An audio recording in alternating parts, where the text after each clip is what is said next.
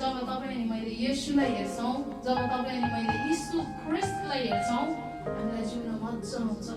अनि जब तपाईँले यीशुलाई हेर्दै गर्दा नि तपाईँको श्रीमान खराब छ भने पनि नि तपाईँले उसको लागि प्रार्थना गर्न थाल्नुहुन्छ। आमेन। तपाईँको साथी सङ्गति गलत छ भने पनि उनीहरूको लागि तपाईँलाई प्रार्थना गर्न आउँछ। किनभने यीशुले चाहिँ के गरेको छ? आफ्नो चेलाहरूको लागि प्रार्थना गरेको छ। आमेन। यीशुले चाहिँ आफ्नो हरेक व्यक्ति जो पनि उहाँसँग थियो हरेकको लागि प्रार्थना गरेको छ, कम्प्लेन गरेको छैन। बुझ्यो नि? उनीहरू त यस्तो भयो म पनि भनेर हिँडेको छैन। यहाँ तक कि उहाँ अन्तिम समयसम्म, अस्ति हामीले एस्टर सन्डेको विषयमा हेर्दै थियौँ, रेजरेक्सन डे है, उहाँ जब मृत्युबाट जीवित हुनुभयो, उहाँ अन्तिम समय पनि कहाँ जानुभयो?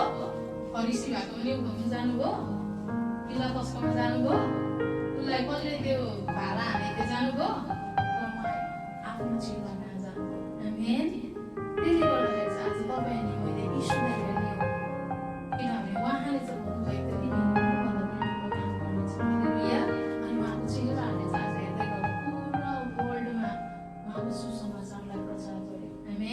त्यसको फल चाहिँ आज तपाईँ त्यसले गर्दाखेरि आज हामीले हेर्दै गर्दा मन्ना, हामीले के विषयमा हेर्दै थियौँ? मन्ना।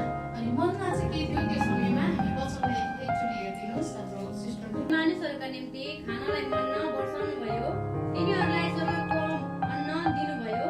मानिसहरूले स्वर्गदूतको रोटी खाए, परमेश्वरले तिनीहरूलाई मनग्गे खानेकुरा दिनुभयो। आमेन। के दिएछ यहाँनिर?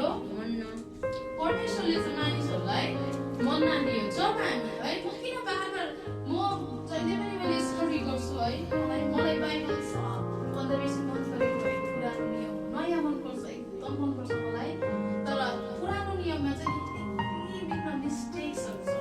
बुझ्नुभयो? मलाई किन मनपर्छ पुरानो नियम भन्दै गर्दा पुरानो नियममा चाहिँ धेरै मिस्टेक्सहरू छ, धेरै फाइटहरू छ, धेरै ब्याटलहरू छ। अनि त्यो मिस्टेक, त्यो ब्याटल्सहरूबाट हेर्दै गर्दा चाहिँ नि मैले आफ्नो जीवन भएको मिस्टेकहरूलाई हेर्न पाउँछु। आमेन। मैले आफ्नो जीवन भएको ब्याटलहरूलाई हेर्न पाउँछु। अनि मलाई अझै प्रभुमा बलियो हुन मनपर्छ। अझै मैले प्रभुमा एउटा के पाउँछु? एउटा नयाँ रेभलेसन पाउँदै जान्छु। अनि नयाँ नियम हेर्दै जाँदाखेरि हामीले प्रभुको विषयमा पुरा हामी हेर्छौँ, हाम्रो जीवन कसरी जिउने, पवित्र आत्मामा के गर्ने। किनभने हाम्रो जीवन पनि के छ? दुईटा पार्ट छ, नयाँ नियम र पुरानो नियम जस्तो। हाम्रो जीवन पनि के छ? पुरानो नियम जस्तो हामीले पनि पुरानो कुराहरूलाई पक्रेर बसेको हुन्छौँ, पुरानो जीवनलाई पक्रेर बसेको हुन्छौँ, पुरानो कुराहरूमै सोचेर बसेको हुन्छौँ, पुरानो कुराहरूलाई हामीले बिर्सेको हुँदैनौँ। अनि कतिचोटि हामी इजरायलीहरूलाई देख्छौँ परमेश्वरप्रति गनगन, गुनासो, किचकिच है, परमेश्वरको विरोधमा गरेको कुराहरू। अनि त्यही कुरालाई हेर्दै गर्दा चाहिँ हरेक दिन चाहिँ मैले प्रभुमा के कुरा सिक्छु? नयाँ कुरा। प्रभु हो, इजरायलीले यो कुरा गर्यो, अनि हाम्रो जीवनमा पनि यो कुरा भएको छ। अनि हामीले चाहिँ यीशुको अनुग्रहमा के गर्नुपर्छ? नयाँ जीवन जिउनुपर्छ। आमेन। पवित्रताको जीवन जिउनुपर्छ, अनुग्रहको जीवन जिउनुपर्छ। अनि त्यो कुरालाई चाहिँ मैले सिक्न पाउँछु। त्यसले गर्दाखेरि मैले सायद नयाँ नियम भन्दा पनि बढ्दा चाहिँ मैले पुरानो नियम ज्यादा मात्रामा पढेको छु है। अनि त्यहाँनिर मलाई मजा लाग्छ। अनि हरेक समय मैले वचनहरू हेर्दै गर्दाखेरि यहाँनिर के थियो त? जब इजरायलीहरूलाई चाहिँ मिस्रबाट के गर्नुभयो? परमेश्वरले निकालेर लानुभयो। बुझ्नुभयो नि? निकालेर लानु मात्रै भएन, उहाँहरूको लागि हरेक कुरा परमेश्वर गर्नको लागि तयार हुनुहुन्थ्यो। किनभने मानिस के हुन्छ? जब हामी मानिसले त कसैलाई मन पराउँछौँ या कोहीसँग हाम्रो राम्रो सम्बन्ध छ, दाजुभाइ, दिदीबहिनी, साथी सङ्गी, हाम्रो यहाँ थम ब्रदर हुनुहुन्छ है, उहाँले केही मन परायो भने त लुगाइ पनि खोलेर दिइसकेको हुन्छ है। चस्मा मन परायो भने त हाम्रो फडक ब्रदर त्यस्तो हुनुहुन्छ। अस्ति हाम्रो बहिनीले कानको के मन पऱ्यो भने दिइहालेछ।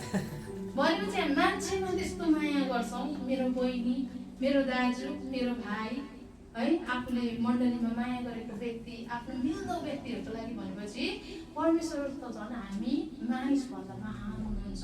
आमेन। त्यसले गर्दा चाहिँ उहाँले हामीलाई त्यो मानिसको सोच अनि विचार भन्दा पनि बढ्ता प्रेम गर्नुहुन्छ। हालेलुया। त्यसले गर्दा चाहिँ उहाँले इजरायलीहरूलाई प्रतिज्ञा गरेको हरेक कुरा दिन चाहनुहुन्थ्यो। बुझ्नुभयो नि? अनि यहाँ हेर्दै गर्दा चाहिँ के गर्यो? इजरायलीहरू जब कहाँबाट निक्लियो? मिस्रबाट निक्लेर जानुभयो। अनि मिस्रबाट निक्लि गइसकेपछि उनीहरू चाहिँ नि बीच बाटोमा पर्यो, मरुभूमिमा पर्यो। समुद्रको बिचमा परे उनीहरू न जानु सक्ने न भाग्नु सक्ने न फर्किनु सक्ने त्यो अवस्थाबाट हुँदै गर्दा पनि परमेश्वरले लाल समुद्रलाई के गर्नुभयो दुई भाग गर्नुभयो आमेन ताकि ती मानिसहरूलाई त्यो जग्गाबाट निकाल्न सकौँ हालेलुया त्यसरी नै आज धेरैचोटि तपाईँले मेरो जीवनमा नि परमेश्वरले हाम्रो समस्यालाई नि दुई भाग गरेर हाम्रो लागि बाटो उतारिदिनु हुन्छ आमेन